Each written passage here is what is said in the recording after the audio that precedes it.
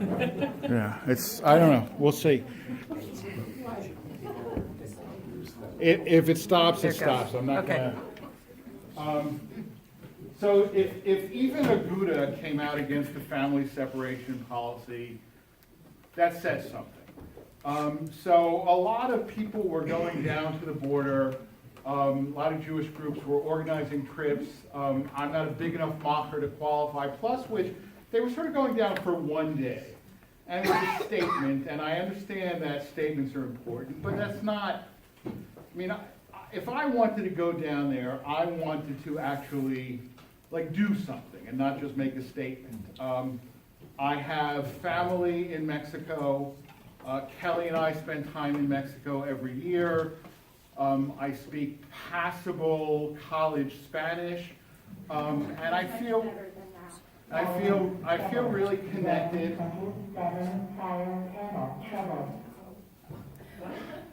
What? Kirsten Nielsen doesn't want this talk to happen.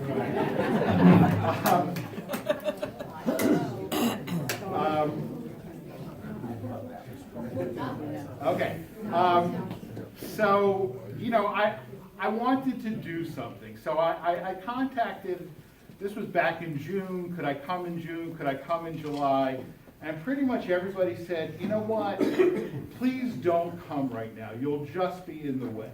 Okay, and when I took clinical pastoral education, which is non-denominational training for clergy, how to specifically do hospital chaplaincy, one of the most important things we learned was, like, if you're a clergy person, one of the reasons you became a clergy person is you like to help people. So you have a need to feel that you're helpful. But you have to distinguish between your need to feel helpful versus what your client actually needs. And just because I felt I needed to go down to the border doesn't mean that I was actually needed at the border, okay?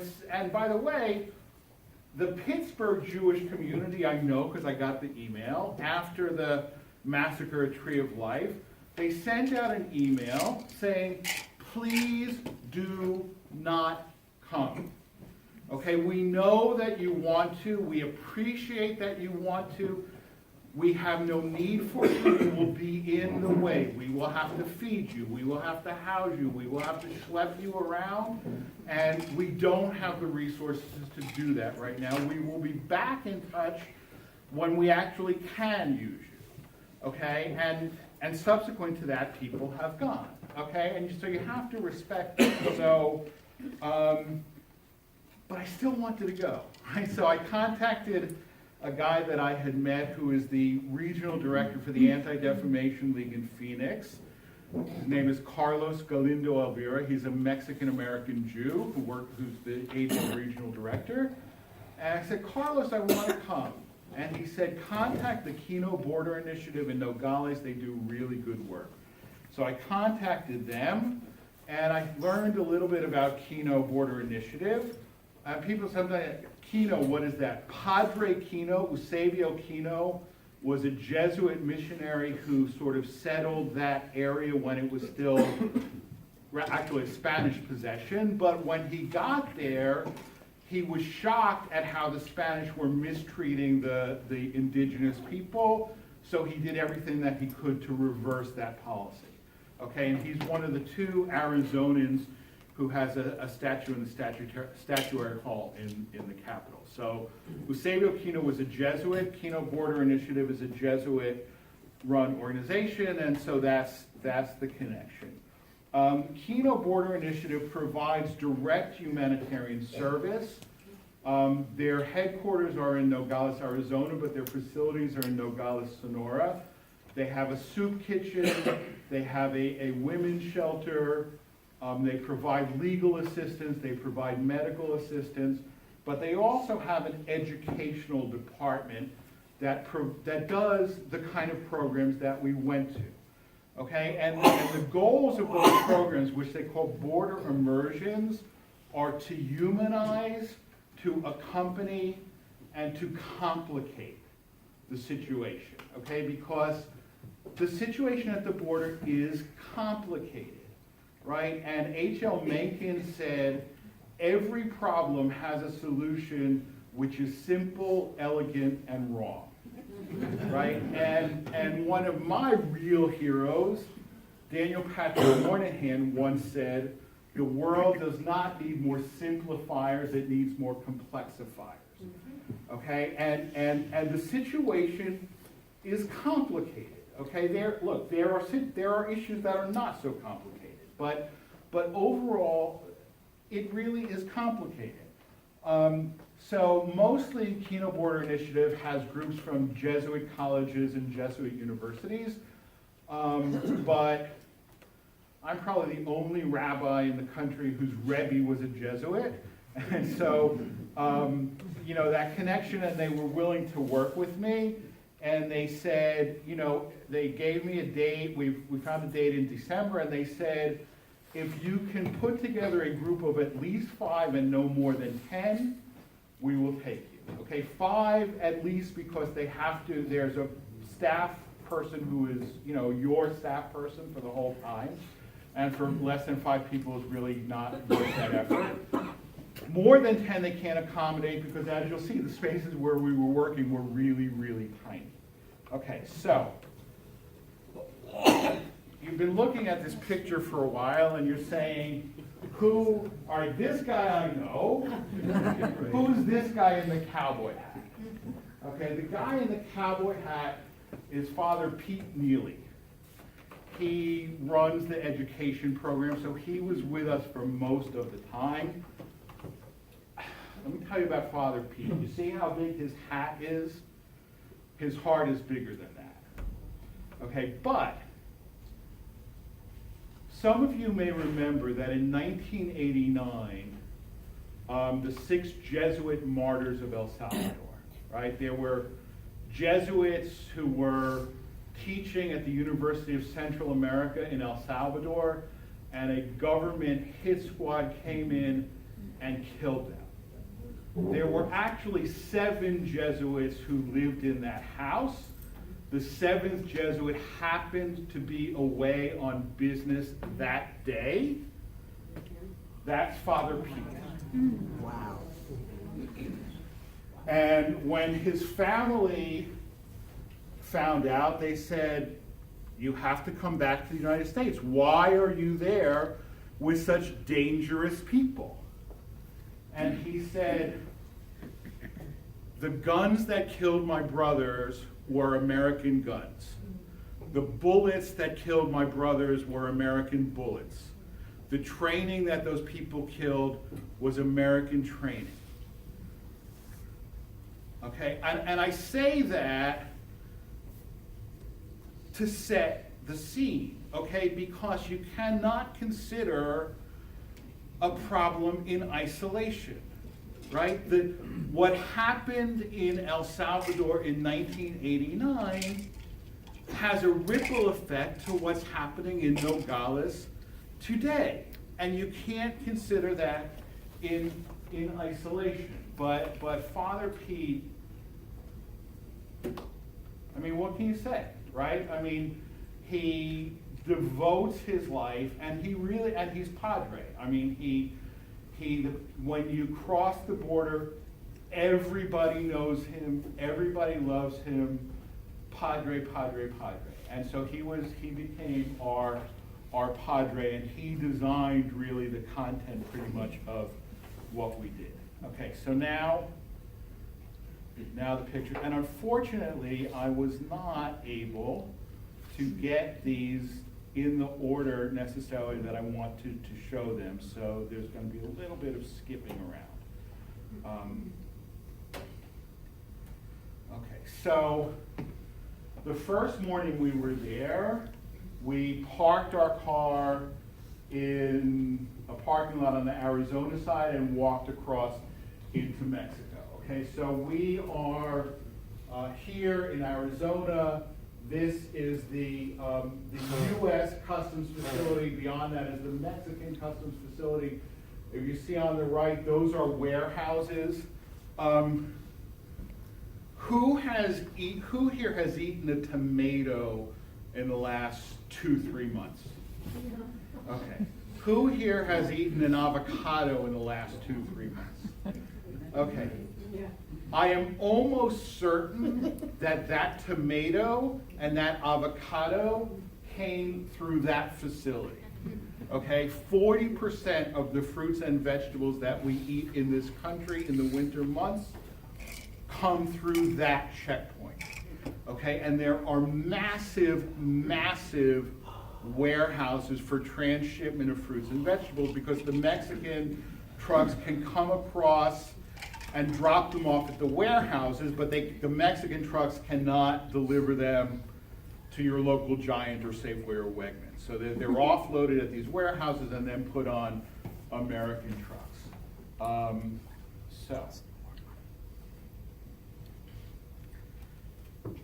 So when you're walking across, the Mexicans do not check you.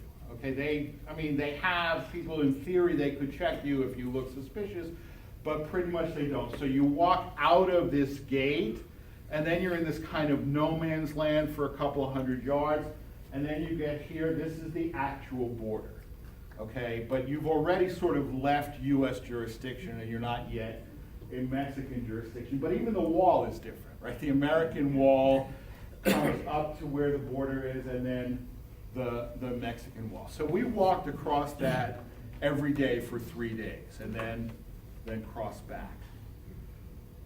Yeah. Could you give us an idea of scale? How tall is that object?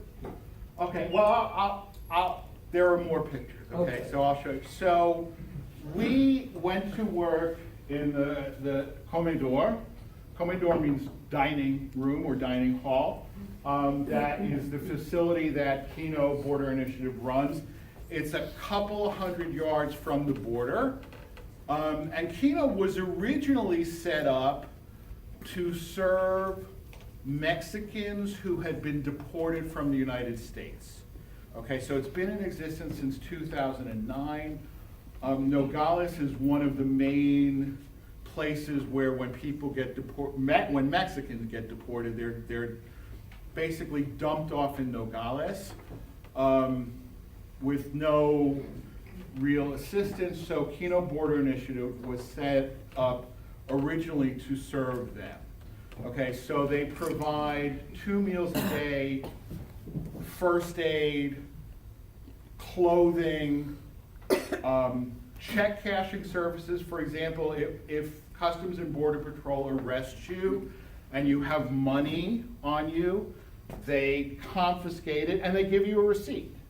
Okay, and then when you get deported, they write you a check for the amount of money that they took from you, which is useless in Mexico. So the Kino Border Initiative will take that check, give you the equivalent in pesos, and then run it back to an American bank. And so that's one of the services they provide. If you've been deported, you're wearing a prison uniform. Makes you an easy mark for coyotes or crooks or kidnappers, so they will give you a change of clothes. First aid, also legal advice. So it's much more than a dining hall. I just found out, so they can accommodate in the comedor 70 or 80 people, so usually there's 100 people at every meal. In the last couple of weeks, it's been so crowded that they're now triple shifting the meals.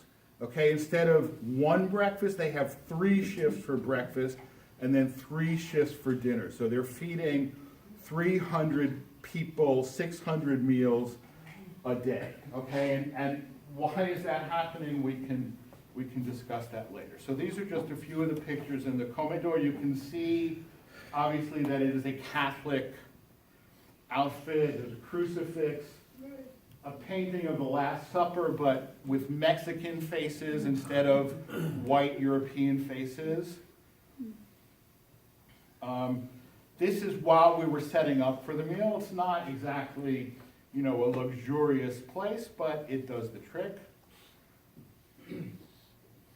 And this is so they have this electronic board.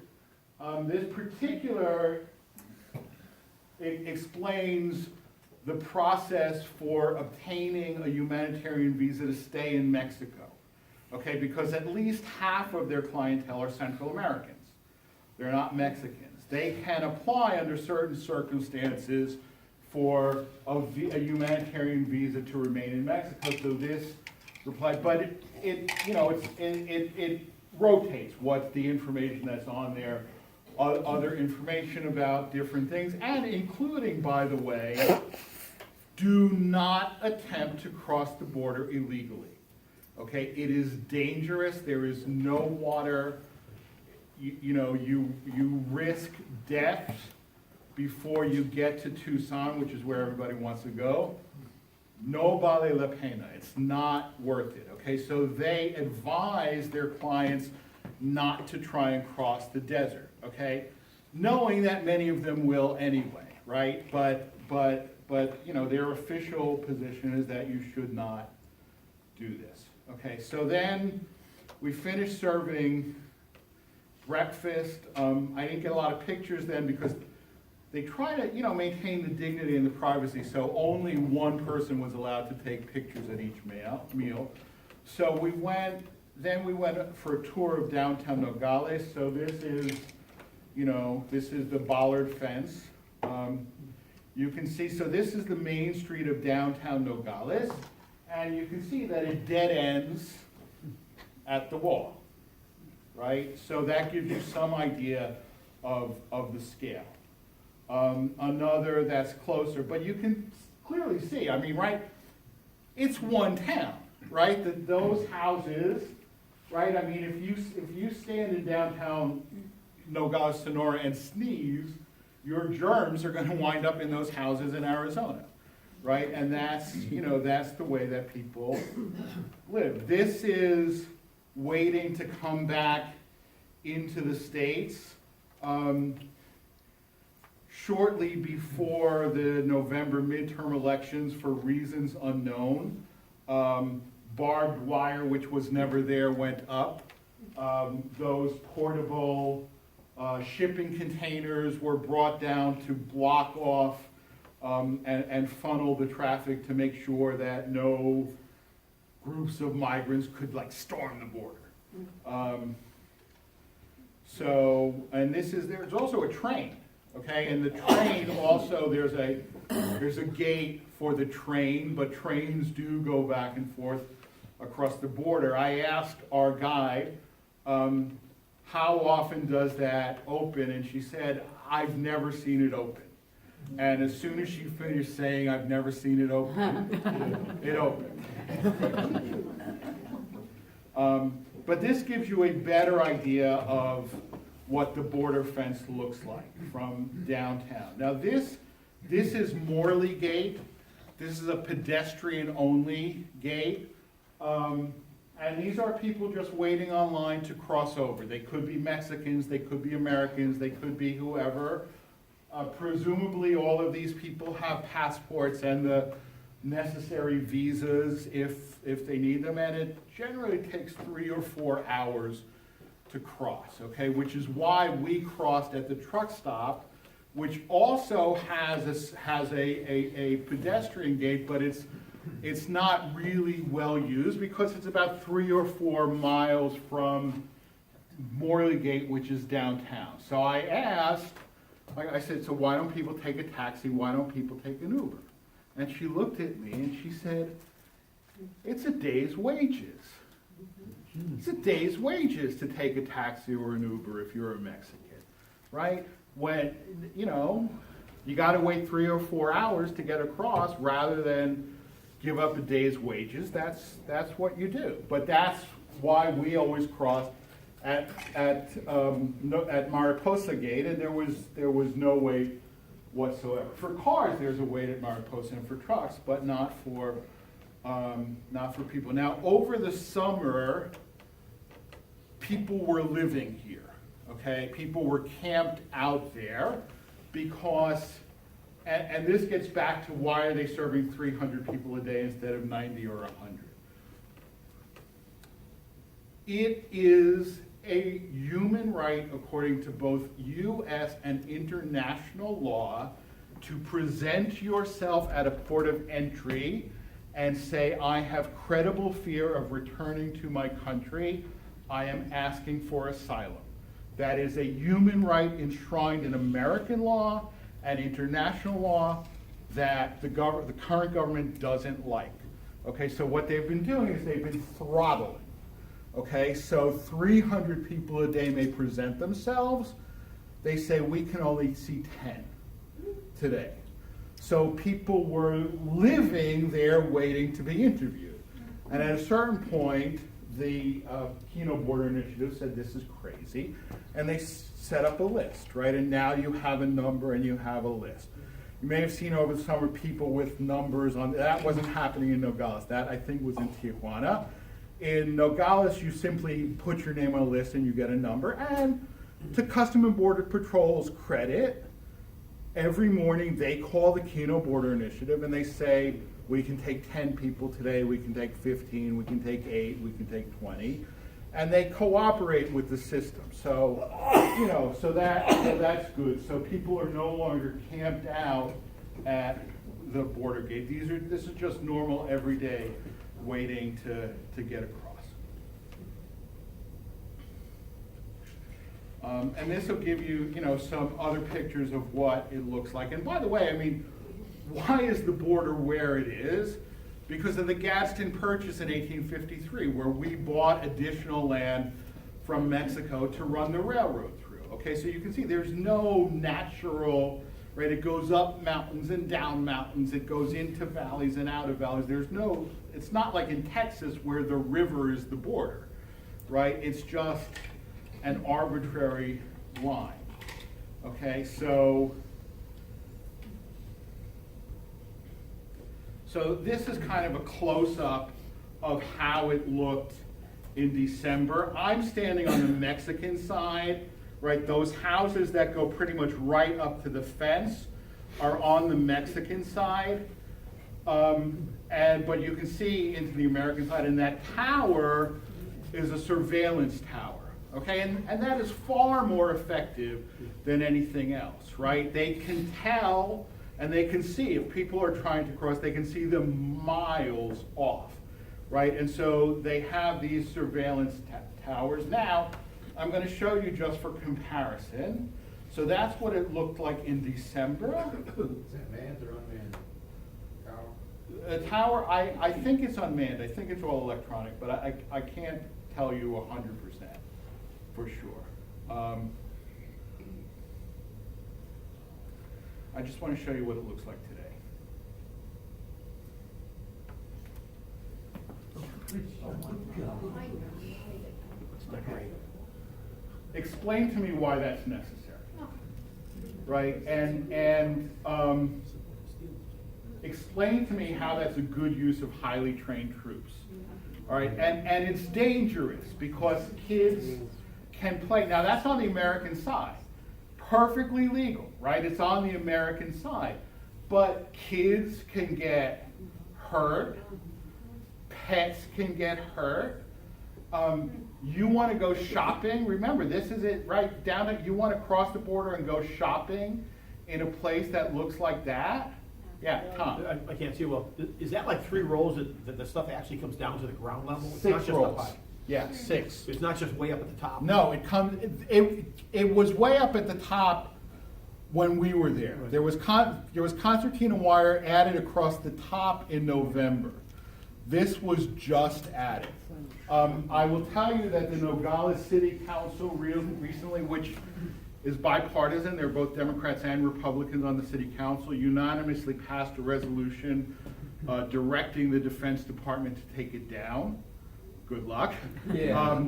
And many other municipalities in Arizona have passed resolutions endorsing the request of Nogales to take it down because it's dangerous and it's ugly and it inhibits, and you have to understand, 70% of the revenue of the city of Nogales is from Mexicans coming across the border to shop or do other touristic things. All right, so it's destroying. Is that where they cross though? I mean, is there a That's gate? right next to it, but it's the whole board. I mean, I found that picture and I thought the contrast, because I was just there and I could show you this is what it was in December and this is what it is today.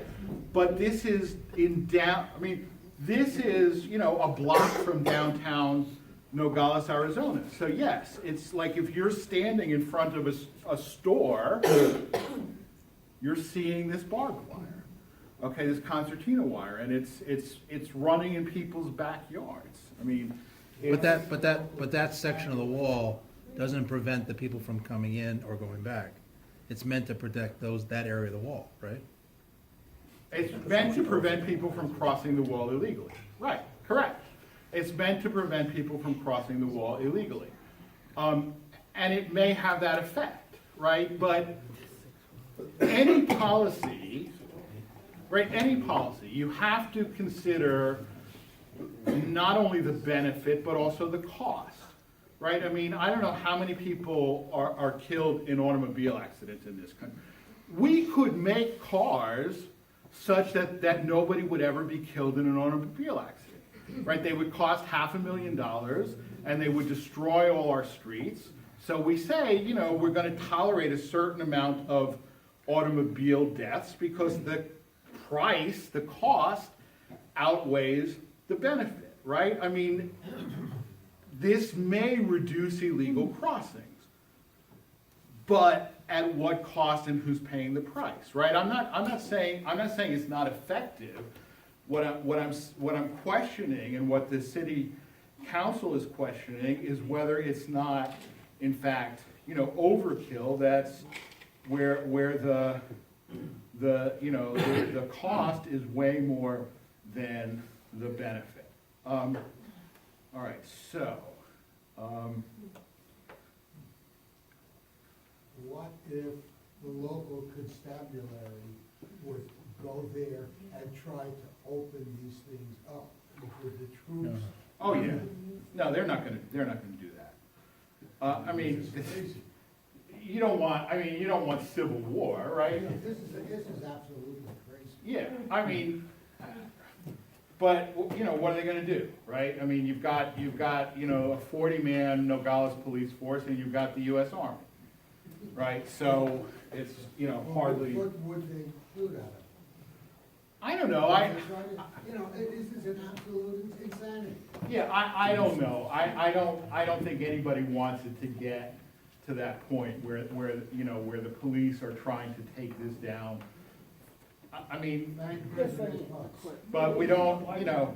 Anyway, so this picture is a young man named Jose Antonio Elena Rodriguez, a 16-year-old Mexican kid who was killed, who was shot by the U.S. Border Patrol.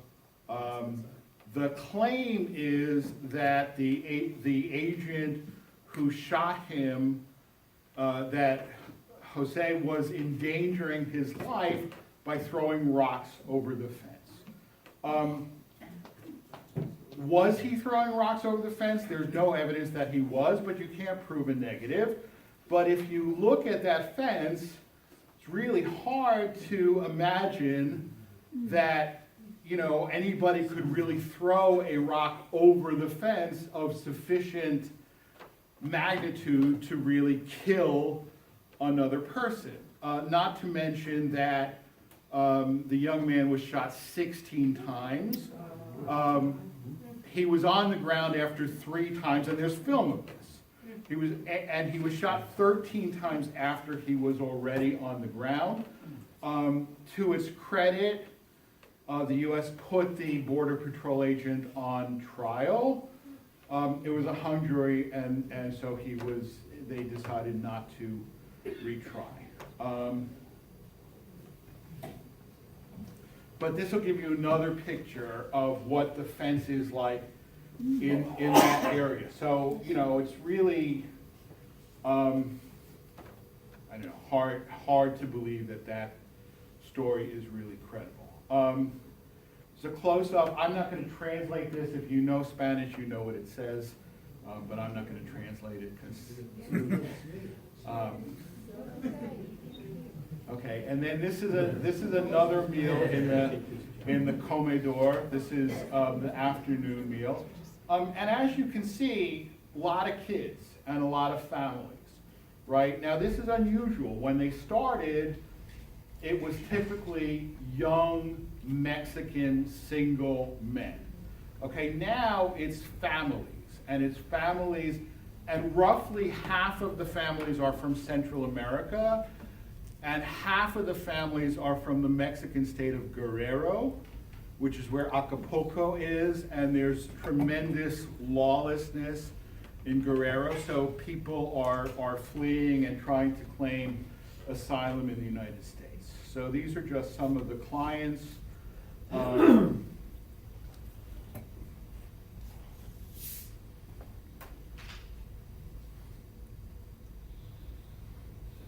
So, tell you about this family. She's a U.S. citizen. Their 3 kids are U.S. citizens. Her husband is not. They lived in South Carolina for 14 years. The husband was deported to Guerrero because he was not here legally. As a marriage, didn't the marriage give him rights? It doesn't. If you entered illegally, Right. that is basically impossible to resolve. Okay, if you were here legally and then married a U.S. citizen, that gives you right. But once you have entered illegally, you pretty much have you don't have the right, you don't have the ability to rectify that situation pretty much under any circumstances. You know, so when he was deported, they said, well, we're gonna go back with him. Okay, but then they got to Guerrero, which is where they're from, and, you know, we're gonna get killed. So now they came back up to Nogales to apply for the husband to ask for asylum. You know, the wife and the 3 kids can cross the border at any time. They're all U.S. citizens, but they want to be with their dad. I don't know what happened to them. I think it's extremely unlikely that he got asylum. He may have got across on the credible fear, because 90% of people pass their credible fear interview. That's just an initial screening. And then if they come as a family, they're released with ankle bracelets and given a court date 3 to 5 years down the road, okay? So it's possible, now that Kino doesn't have the ability to track what happens to their clients after they leave. I will tell you that the percentage of Mexicans who apply for asylum and are granted it is infinitesimal, because asylum is if the government is persecuting you, okay? And it's not the Mexican government, it's